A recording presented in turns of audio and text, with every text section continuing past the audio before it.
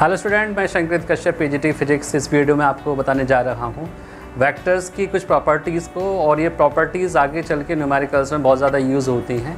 ये as AI tools use होती हैं होल मैकेनिक्स में। तो बिना समय गंवाए काम शुरू करते हैं और नॉलेज को गेन करते हैं। वॉल्यूम ऑफ पैरेललोग्राम निकालने के लिए प्रॉपर्टीज़ ऑफ वेक्टर में हमने एक पैरेललोग्राम लिया OABC, जिसमें कि आर्म OA और OC वेक्टर P और वेक्टर Q को रिप्रेजेंट कर रही हैं। वेक्टर P वेक्टर Q से थीटा एंगल पर है, और C से हमने परपेंडिकुलर OA पर डाला, जिसका नाम हो गया परपेंडिकुलर का CD। इस तरीके से अगर आप वॉल्यूम ऑफ पैरेललोग्राम लिखते हैं, वॉल्यूम ऑफ पैरेललोग्राम, तो इसके लिए आप फॉर्मूला क्या लगाते हैं? बेस यानी कि OA इंटू हाइट CD। इस तरीके से आपके पास में जो मैग्नीट्यूड ऑफ वेक्टर P है वो P हो जाएगा, और CD आपको निकालना है। तो CD के लिए आप इसमें साइन थीटा लगाइए ट्राइंगल ODC में, triangle ODC right angle triangle में। यहाँ पर साइन थीटा अगर आप लगाते हैं तो साइन थीटा इक्वल्स टू हो जाएगा लेंथ अपॉन हाइपोटेनस। तो लेंथ कितनी है इसकी CD, हाइपोटेनस कितनी है Q। तो CD इक्वल्स टू कितना हो जाएगा? This will be Q sine theta. तो इस तरीके से OA इक्वल्स टू हो जाएगा mod of vector P into CD की value Q sine theta.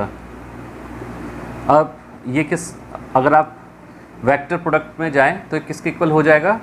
Volume of parallelogram, ये इक्वल टू हो जाएगा vector P cross vector Q, यानी कि mod of vector P cross vector Q। ये हो जाएगा वॉल्यूम ऑफ पैरेललोग्राम। अब आते हैं वॉल्यूम ऑफ पैरेललोपाइप्ड पर। वॉल्यूम ऑफ पैरेललोपाइप्ड को समझने के लिए एक डायग्राम मैंने यहाँ पर बनाया है, जिसमें कि ABCD नीचे का पैरेललोग्राम है इस पैरेललोपाइप्ड का, और EFGH इस पैरेललोपाइप्ड का अपर साइड का पैरेललोग्राम, यानी कि ये लोअर सरफेस है और ये पैरेललोपाइप्ड का अपर सरफेस है। इसमें जो पैरेललोग्राम ABCD है उसमें AB आर्म वेक्टर P को रिप्रेजेंट कर रही है और AD आर्म वेक्टर Q को रिप्रेजेंट कर रही है। जो हाइट हो जाएगी पैरेललोपाइप्ड की वो वेक्टर R से आप यहाँ पर दिखा रहे हैं, यानी AF आर्म के थ्रू। अगर आप वॉल्यूम ऑफ पैरेललोपाइप्ड लगाते हैं तो वॉल्यूम ऑफ पैरेललोपाइप्ड के लिए फॉर्मूला हो जाएगा area of parallelogram multiply with height of parallelepiped. Parallelogram कौन सा है इसमें एरिया ऑफ पैरेललोग्राम है ABCD, और हाइट के लिए हम क्या करेंगे? जो F पॉइंट दिखाई दे रहा है इसे परपेंडिकुलर डालते हैं। तो जो अदर चीज़ें हैं इसकी उनको मैं यहाँ से इरेज कर देता हूँ जो काम की नहीं है।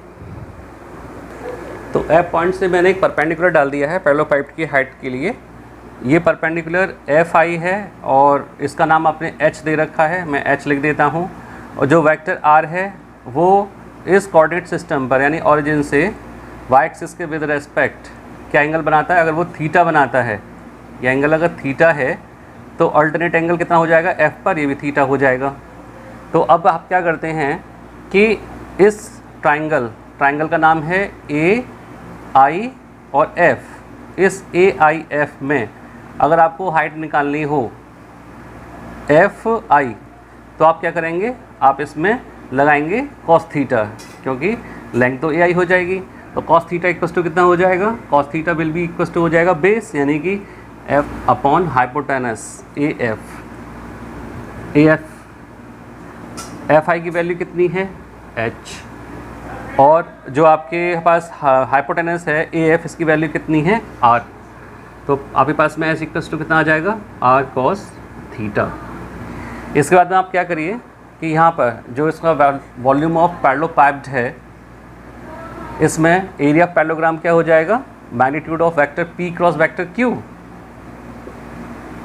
इस तरह से इंटू H की जगह क्या आ जाएगा? R cos theta. ठीक है। अगर आप इसको पूरा करें पैरेललोग्राम को ABCD, तो ये जो AD आर्म है ये कितनी थी? वेक्टर Q थी, जो कि मैंने यहाँ पर हटा दिया अभी। इसके बाद आप क्या करिए, तो यहाँ पर अगर डॉट प्रोडक्ट के अकॉर्डिंग आप देखें तो ये हो जाएगा PQ, यानी magnitude of PQ into R cos theta. तो क्या बन जाएगा? Vector P cross vector Q dot vector R, यानी कि आप इसे ऐसे भी लिख सकते हैं, vector R dot vector P cross vector Q। This will be the volume of parallelepiped. इसी पर बेस्ड एक हम न्यूमेरिकल करते हैं जिससे कि आपको इस फॉर्मूले को यूज़ करना आ जाएगा। यहाँ पर मैंने वॉल्यूम ऑफ पैरेललोपाइप्ड को समझाने के लिए एक क्वेश्चन लिया है। इस क्वेश्चन में बोला गया है, if the three sides of the parallelepiped are vector A equals to cap I plus 2 cap J plus cap K and vector B equals to cap I minus cap J plus 2 cap K and vector C equals to 2 cap I plus cap J minus cap K. यानी कि जहाँ पर हम अभी parallelepiped में जहाँ पर P Q R ले रहे थे वहीं पर इन्होंने ए बी सी ले दी हैं। 3 आर्म्स हैं ये और इनका वॉल्यूम पूछा गया है, वॉल्यूम ऑफ पैरेललोपाइप्ड। तो आप क्या करेंगे, वॉल्यूम ऑफ पैरेललोपाइप्ड के लिए क्या फॉर्मूला लगाएंगे, जो भी आपने सॉल्व करके निकाला था यहाँ पर, ये हो जाएगा vector A dot vector B cross vector C. यानी कि यहाँ पर इससे जब अभी जो लास्ट वीडियो थी उसमें जहाँ वेक्टर आर था वो यहाँ पर वेक्टर ए ले लिया है। इसके बाद में डायग्राम में अगर साइड्स दी जा रही हैं फिर तो कोई दिक्कत ही नहीं है, अगर साइड्स नहीं दी जा रही हैं तो आप फिर इस तरह से इनको सिस्टमेटिक लिख सकते हैं ए बी सी की फॉर्म में। अब आपने क्या करना है, वेक्टर बी क्रॉस सी की वैल्यू फाइंड करिए। अभी वेक्टर ए को एज इट इज़ लेके चलते हैं और वेक्टर बी क्रॉस सी के लिए हम डिटरमिनेंट्स लगा देते हैं यहाँ पर, ठीक है। इसको इस तरह से लिख देते हैं। तो बी क्रॉस सी के लिए क्या करेंगे, आई जे के का डिटरमिनेंट्स बनाएंगे और इनकी वैल्यूज़ को पुट करके लिख देंगे। बी की वैल्यू लिखी यहाँ पर 1 - 1 और 2 और सी की वैल्यू क्या हो जाएंगी 2 1 माइनस का 1। जैसे कि कल आपने लास्ट वीडियो में सीखा था वैसे ही फिर दोबारा यहाँ पर इस डिटरमिनेंट्स को सॉल्व करेंगे। सॉल्व कैसे करेंगे देखिए, यहाँ पर cap I equals to cap I, उसके बाद में ब्रैकेट लगाइए। ब्रैकेट के बाद में इन दोनों को क्रॉस मल्टीप्लाई यानी जे और के टर्म का क्रॉस मल्टीप्लाई -1 क्रॉस -1 और माइनस का साइन लगाकर 2 क्रॉस 1 माइनस का कैप जे। इसके बाद में ब्रैकेट लगाइए और आई और के टर्म का क्रॉस मल्टीप्लाई यानी कि 1 क्रॉस -1 और माइनस का 2 क्रॉस 2, ठीक है। इसके बाद में के, तो इसके लिए क्या करेंगे, आई और जे के टर्म्स के क्रॉस मल्टीप्लाई यानी 1 क्रॉस 1 माइनस 2 क्रॉस -1, ठीक। 1 कैप आई माइनस और माइनस +1 और माइनस का 2। इसके बाद में माइनस का कैप जे, यहाँ पर आंसर क्या आ जाएगा माइनस का 1 और माइनस का 4। यहाँ पर आंसर क्या आ जाएगा कैप के साथ में 1 और 2 1 2 माइनस का प्लस का 2 आ जाएगा। इस तरीके से आपका आंसर क्या आ जाएगा, वेक्टर ए की वैल्यू पुट कर दीजिए क्योंकि अब हमें यहाँ पर डॉट प्रोडक्ट लगाना है। तो डॉट प्रोडक्ट के लिए इसकी वैल्यू लगाइए cap I plus 2 cap J plus cap के। ये वेक्टर ए की वैल्यू हो गई और वेक्टर बी क्रॉस सी की वैल्यू ये डिटरमिनेंट से सॉल्व होकर कितनी आएगी, यहाँ पर इस जगह आ जाएगी माइनस का कैप आई और माइनस का मल्टीप्लाई जब माइनस के साथ में होगा तो आंसर आ जाएगा प्लस का 5 कैप जे और यहाँ पर आ जाएगा प्लस का 3 कैप के। अब डॉट प्रोडक्ट लगाइए। डॉट प्रोडक्ट कैसे लगेगा, आई का मल्टीप्लाई आई के टर्म का मल्टीप्लाई आई के साथ, जे का जे के साथ और के का के साथ मल्टीप्लाई होगा। तो माइनस का 1 2 5 10 एंड 3 1 3। तो 13 - 1 इक्वल्स टू आंसर क्या आ जाएगा आपका 12 यूनिट। 12 यूनिट आपका आंसर आ जाएगा वॉल्यूम ऑफ पैरेललोपाइप्ड में। ये इसका थ्योरी और एग्जाम्पल दोनों हमने लिए हैं। वेक्टर्स का ही एक क्वेश्चन और लेते हैं और ये क्वेश्चन भी है और एक तरीके से प्रूफ भी है लेमिस थ्योरम के लिए। इसमें बोला गया है in a triangle A B C prove that A upon sine alpha equals to B upon sine beta equals to C upon sine gamma. इसको हमें प्रूफ करना है तो इसके लिए हम एक डायग्राम बनाते हैं ट्राइंगल ए बी सी का और उसके बाद में हम इसे सॉल्व करते हैं।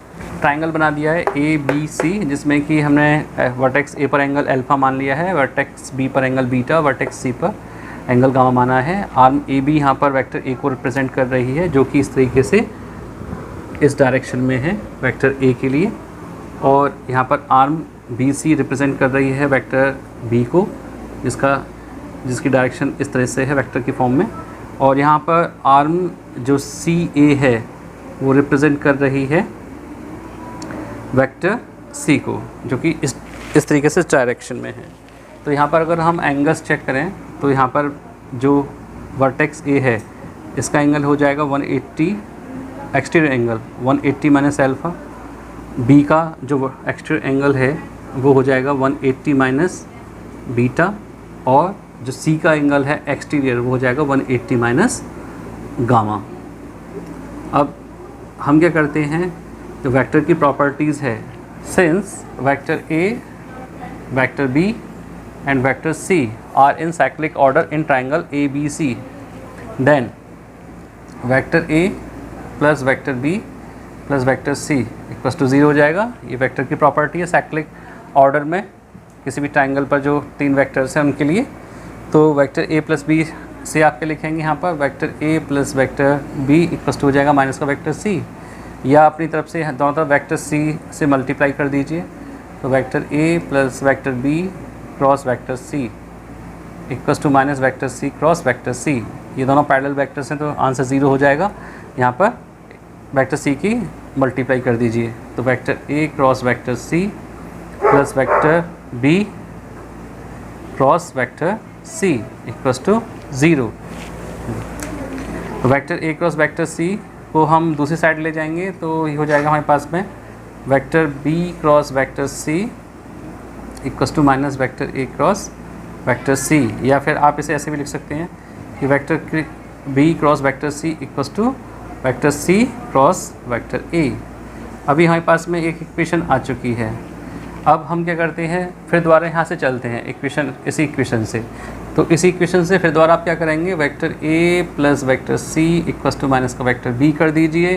दोनों तरफ आप अपनी तरफ से वेक्टर बी का मल्टीप्लाई करिए यहाँ पर और लिखकर, तो vector A plus vector C और multiply with vector B equals to minus vector B cross vector B, parallel vector 0 हो जाएंगे। यहाँ पर आंसर आ जाएगा vector A cross vector B plus vector C cross vector B equals to 0, या फिर आपके पास vector A cross vector B equals to आ जाएगा, दूसरी तरफ जाकर ये माइनस का vector C cross vector B होता, ठीक है। तो आपके पास आ जाएगा vector A cross vector B equals to vector B cross vector C, direction opposite कर दी।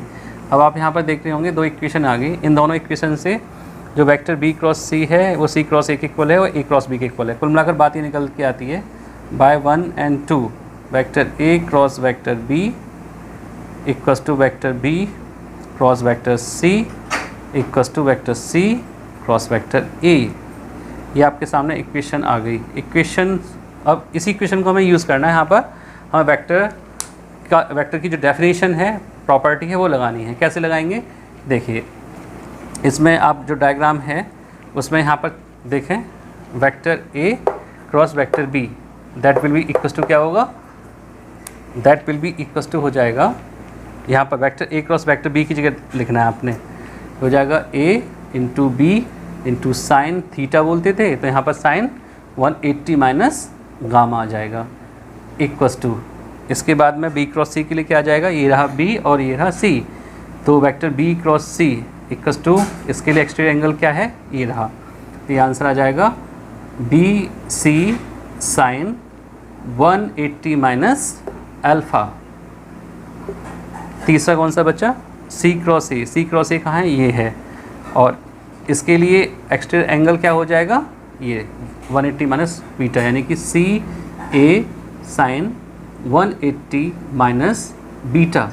अब sine 180 minus alpha sine alpha के इक्वल होता है, तो आपके लिख देंगे यहाँ पर A B sine alpha equals to B C sine, sorry A B sine gamma आएगा यहाँ पर, इधर आ जाएगा A B sine alpha equals to C A sine beta, divide by A B C कर दीजिए, divide by A B C. तो यहाँ पर सिस्टमेटिक कैसे लिख देंगे हम, ए वाले टर्म को इधर ले आएंगे, ये आएगा sine alpha upon A, equals to beta के लिए आ जाएगा साइन बीटा अपॉन बी, और गामा के लिए आ जाएगा साइन गामा अपॉन सी यहाँ पर, या फिर आप इसे लिख सकते हैं और A upon sine alpha equals to B upon sine beta equals to C upon sine gamma. ये वाली इक्वेशन जो है वह कई न्यूमेरिकल्स में यूज़ होती है एज ए फार्मूला। आप आगे इसको इसे आप आगे चले कई न्यूमेरिकल्स में देखेंगे।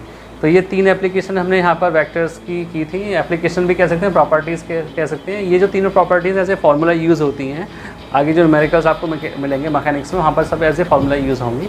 तो इनको बिल्कुल रिवाइज़ करें और लर्न करें, और आने वाले जो क्वेश्चंस हैं उनमें से अप्लाई करें। अब जो हम नेक्स्ट वीडियो बनाएंगे, उस वीडियो में हम प्रोजेक्टाइल को शुरू करेंगे और प्रोजेक्टाइल के इम्पॉर्टेंट टर्म्स को समझेंगे। That is very important topic for the whole physics.